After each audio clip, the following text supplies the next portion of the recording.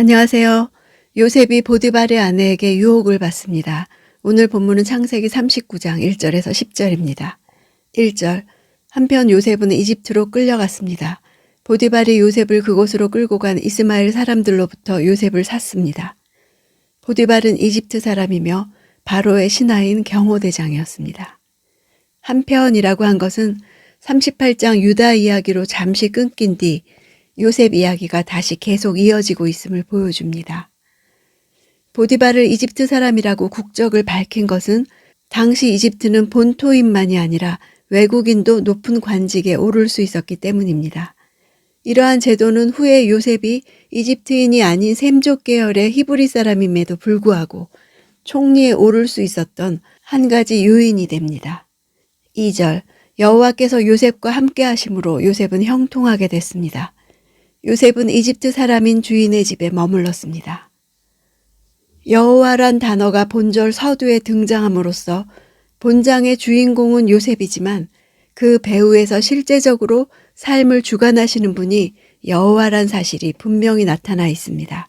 형통하게 됐다는 사역형으로 쓰여서 번영케 하다란 뜻으로 본인만 형통한 것이 아니라 주위 사람까지 형통하게 만드는 자라는 뜻입니다. 3절. 요셉의 주인은 여호와께서 그와 함께 하시고 그가 하는 일마다 여호와께서 잘되게 해주시는 것을 보았습니다. 보았다는 단어는 발견하다, 알다, 깨닫다는 뜻도 있어서 보디발이 시간이 지남에 따라 여호와께서 요셉과 함께 한다는 사실을 눈으로 보았을 뿐만 아니라 마음속 깊이 깨닫게 되었던 것을 말하고 있습니다. 잘되게 해주신다는 단어도 2절에 나오는 형통과 같은 단어입니다. 4절. 요셉은 주인의 눈에 들어 가까이서 그를 섬기게 됐습니다. 보디발은 그에게 집안일을 맡기고 자기가 가진 것을 다 관리하게 했습니다. 눈에 든다는 표현은 히브리어의 독특한 관용구입니다. 인간의 감성이 가장 잘 드러나는 눈을 통해 상대방의 호의를 발견한다는 생각이 담긴 표현입니다. 보디발이 신뢰 가득한 눈으로 요셉을 지켜보고 인정했음을 알 수 있습니다. 섬기다 하는 단어는 노예처럼 섬기는 아바드 그 단어가 아니라 쏴라트입니다. 중요 인물이나 통치자에 대한 섬김을 나타내는 데 사용됩니다. 이를 통해 요셉의 업무가 가사의 잡일에서 보디발을 개인적으로 수종드는 더 비중 있는 일로 바뀌었음을 알 수 있습니다. 5절. 그가 요셉에게 자기 집안일과 자기가 가진 것을 다 맡긴 때부터 여호와께서 요셉 때문에 그 이집트 사람의 집에 복을 내리셨습니다. 여호와의 복이 집안에 있는 것에나 들에 있는 것에나 보디발이 가진 모든 것에 내렸습니다. 여호와란 말과 더불어 복이란 표현이 각기 2번씩 등장해서 운율적으로 경쾌한 문장입니다. 앞문장은 복을 주시는 주체가 하나님임을 보여주고 뒷문장은 하나님께서 복을 주심으로 실제로 복이 그 가정에 임했음을 묘사합니다. 6절. 그래서 그는 모든 것을 요셉에게 맡겨두고 자기가 먹을 것 외에는 아무것도 신경 쓰지 않았습니다. 요셉은 외모가 아름답고 얼굴이 잘생긴 사람이었습니다. 맡겨두다 하는 단어는 4절에서 맡기다 라는 단어보다 더욱 강한 의미를 갖는 것으로 위임한 뒤 그 일을 잊어버리고 다시는 생각지 않을 만큼 완전히 모든 권한을 넘겨주었음을 뜻합니다.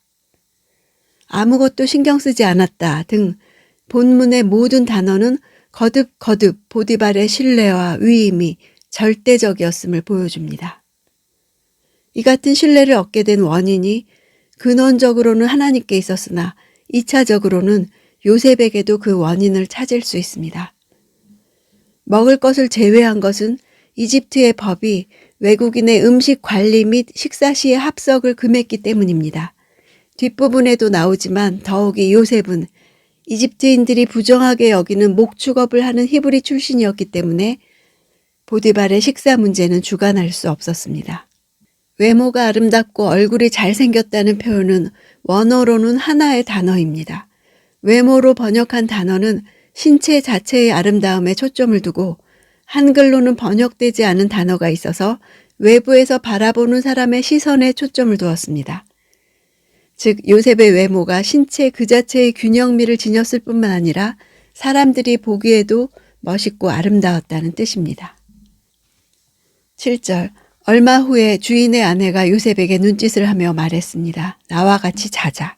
눈짓을 했다는 표현을 직역하면 그녀는 그녀의 눈들을 높이 올렸다입니다. 어떤 대상을 깊은 관심을 가지고 잘 보기 위해 눈을 크게 뜨고 지켜보는 모습을 회화적으로 표현한 것입니다. 자자하는 명령형이 사용된 것은 힘 있는 자가 취하는 횡포의 일면이 있음을 보여줍니다. 9절. 이 집에서 저보다 큰 사람이 없습니다. 내 주인께서 제게 허락하지 않으신 것이라고는 마님밖에 없는데 그것은 마님은 주인의 아내이기 때문입니다. 그런데 제가 어떻게 그렇게 악한 짓을 저질러 하나님께 죄를 짓겠습니까? 요셉은 자신과 관련된 두 가지 관계성을 명확하게 밝혔습니다. 하나는 주인과의 관계성이고 다른 하나는 하나님과의 관계성입니다. 기준이 분명하면 어떤 상황 속에서도 방향을 잃지 않을 수 있습니다. 요셉이 형들에 의해 이집트의 종으로 팔려간 때는 그의 나이 17세였습니다. 그가 이집트의 총리 대신에 직위에 올랐던 것은 그의 나이 30세 때였습니다.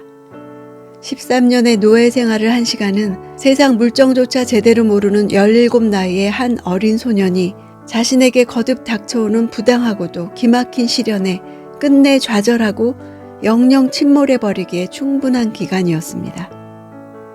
그 기간 동안 하나님은 한순간도 홀로 있게 하지 않으시고 동행해 주셨습니다.